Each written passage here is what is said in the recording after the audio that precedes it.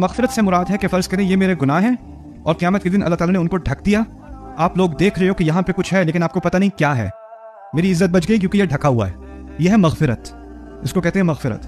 ایک اس سے آگے درجہ ہے, وہ ہے تکفیر کا. کفر عنا سیئاتنا, وہ کیا ہے؟ کسی چیز کو دفنا دینا.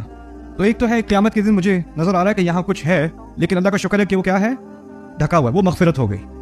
لیکن اگر اس پورے گناہ کے انبار کو دفنا دیا جائے تو کچھ نظر بھی نہیں آئے گا کہ یہاں کچھ تھا بھی کہ نہیں. وہ کیا ہوگی؟ تکفیر ہوگی. وہ اس سے ایک اوپر درجہ اور ہے, وہ ہے توبہ کا. وہ ہے توبہ کا. توبہ میں کیا ہے؟ نہ اس کو ڈھکا, نہ اس کو دفنایا, بلکہ اس کو ایسے دکھایا جیسے یہ اچھے عمل ہے.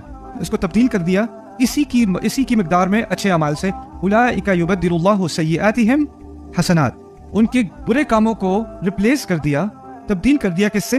اچھے اعمال سے. کسی کے پہاڑوں کے سائز کے گناہ تھے, اب اس نے صحیح سے توبہ کی تو پہاڑوں کے سائز کا کیا بن